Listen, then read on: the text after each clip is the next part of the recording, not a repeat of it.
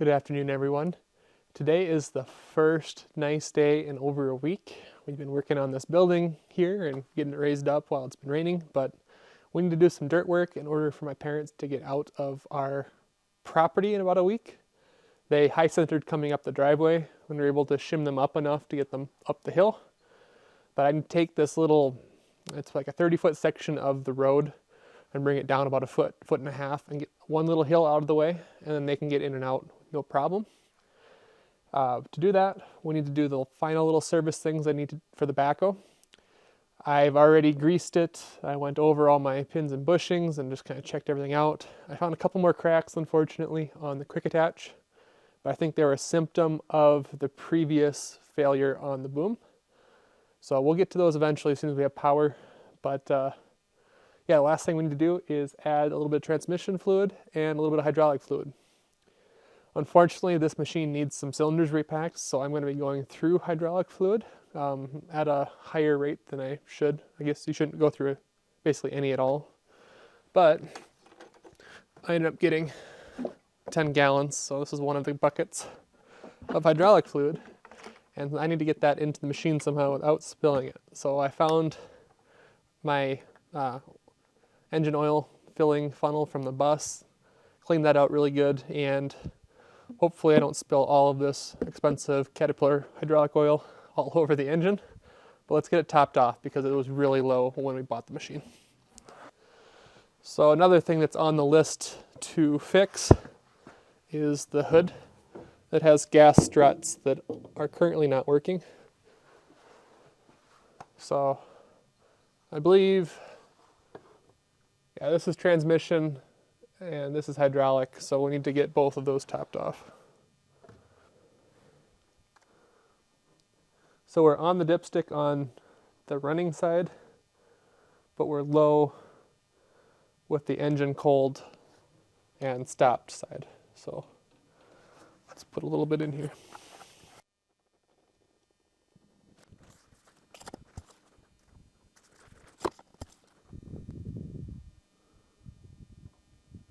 I'm going to try it there, and then I'll check it while it's running.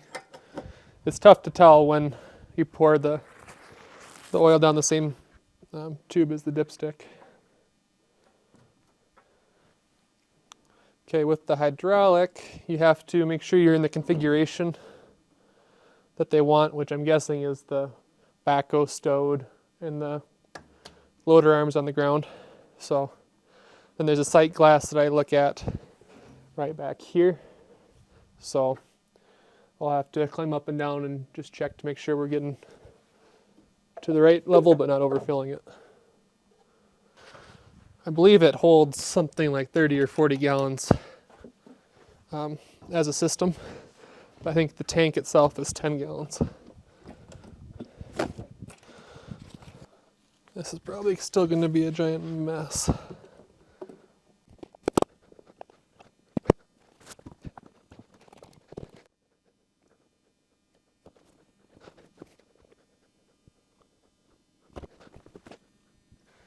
It's just starting to come into the sight glass. And I'd already put in, I believe it was 3 gallons of oil already. And I just put in probably another gallon out of here. I'm still below the minimum though.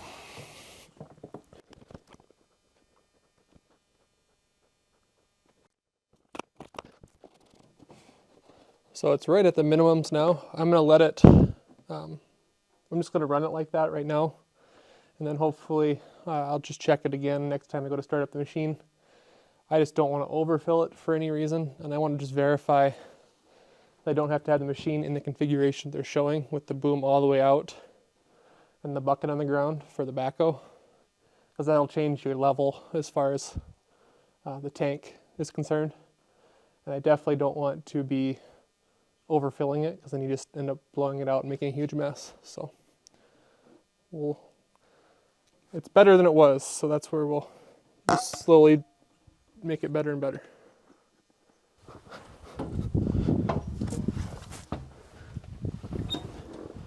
Not too cold today. I don't think there'll be too much trouble starting.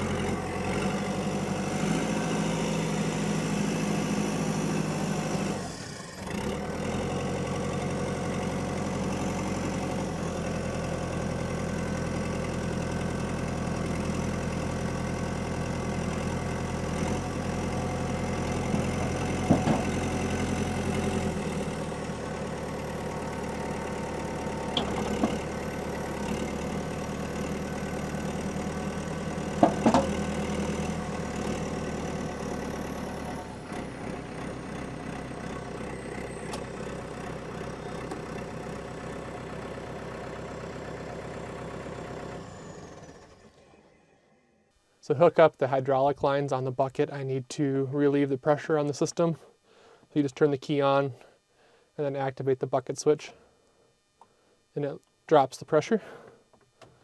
And then it's much easier to hook up the lines.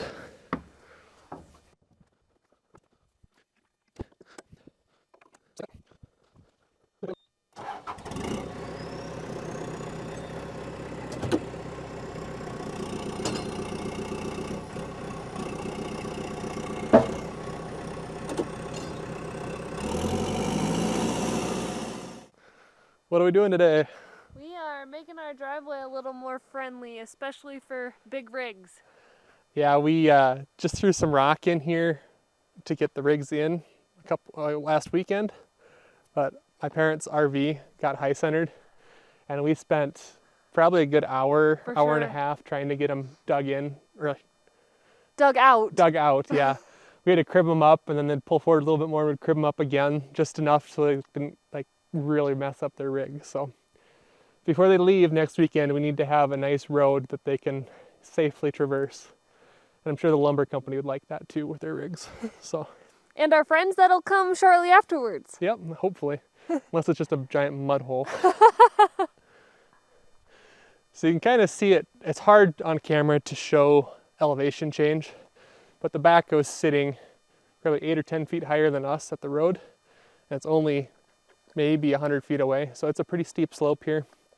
What I'm hopefully going to do is just pull a lot of this rock down the hill and expose more better rock for the road. I did do a test pit behind this tree here, and it was rock all the way down. So we're sitting on a mountain, so it's going to be more rocky the deeper we dig. But yeah, it'll be nice to get a road that we can actually get in and out easily with. Right now it's even a struggle with the Jeep. So to best grade out the driveway the most efficient way we can, I want to do it in 2 passes. That way if the backhoe breaks down, because it's new to us, we don't block our driveway. So what that means is we have to take this tree down that's behind us here. Great test for the DeWalt chainsaw. First time we're really using it on a big tree.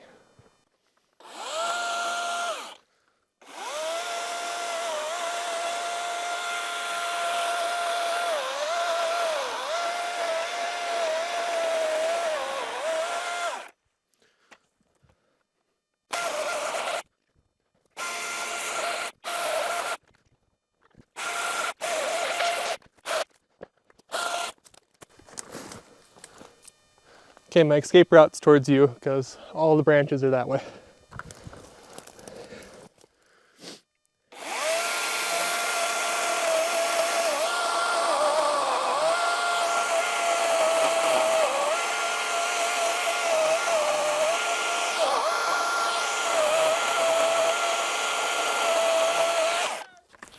Timber.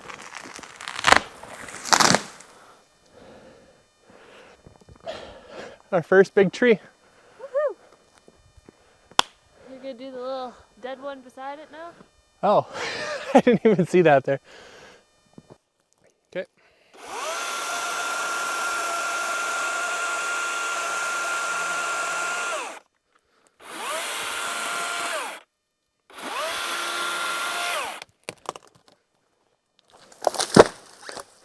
That one's pieced already, in pieces already.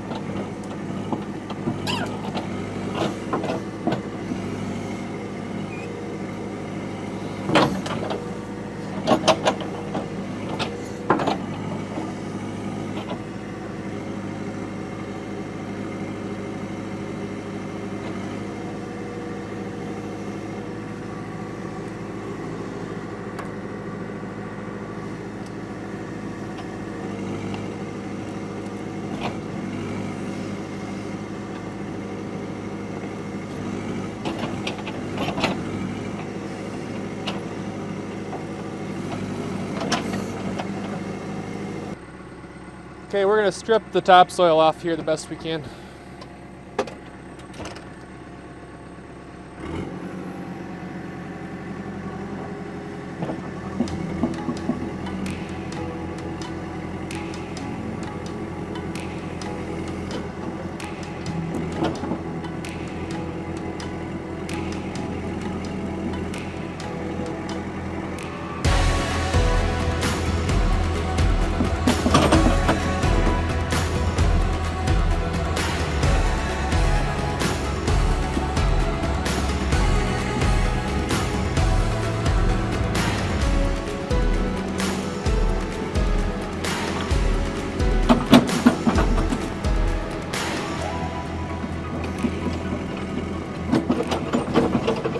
So here I'm just filling in my test hole that I dug. I'm trying to do it with rocky material or stuff that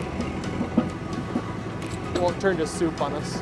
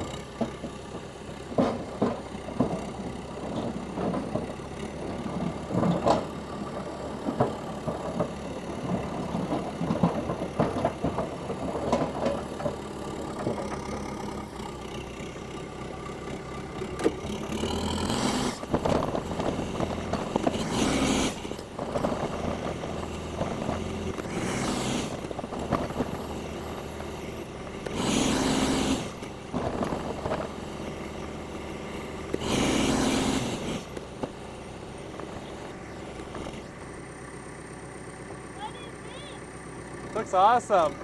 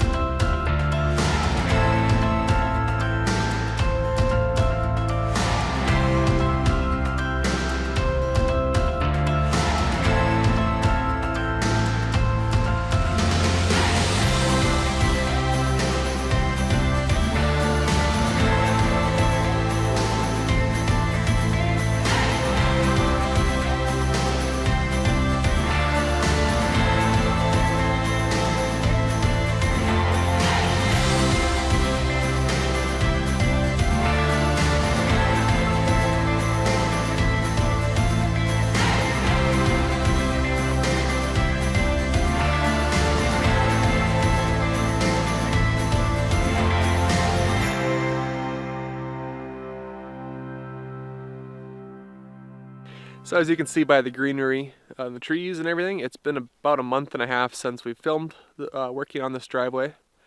It's been working really well for us. We were able to get my parents out with their rig, no problem.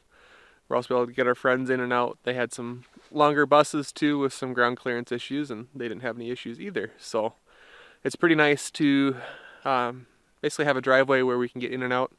It's still pretty steep, and in the future I probably want to actually abandon this driveway, put it back to just being forest, and then move it to a better location for our needs. And I want to use our driveway as a fire break, and I want to put it along the property line. And this one kind of cuts through the center, and it's not a great location for the driveway itself. So in the future you might see us reclaiming all this, but it's working for us. Let me show you kind of what we did once the camera died a few weeks ago when we were working on it. So after you just saw at the very end of the video, I was putting in all this rock, and I ended up bringing in probably 30 or 40 scoops of rock, building this up so it's nice and firm for all of the big rigs that come in and out, and filling in this slope here just to give ourselves more room, especially when we come in with a semi-truck. We can swing wider and get up the hill no problem. So yeah, it's working really good for us now. Yeah, no complaints. I probably, before we leave for the year, we'll put some gravel down on this just so it's more of a four-season road, and that way we can get in much easier in the springtime with our big rig when it's probably still a bit snowy or muddy out. So if you made it to this point in the video, I want to thank you all for watching. It's nice to see all the new people here, and I'm very excited for this channel and things to come and the projects to come. The best way to support us right now is just to hit that like button. It really helps out, tells YouTube that this content is worth sharing to other people, and hopefully other people can find our content that way. So if you want to support the channel in a more direct way, the best way to do that right now is through YouTube channel memberships. If that's not your thing, I completely understand. So I want to thank you all for watching, and I'll catch you in the next video. Later.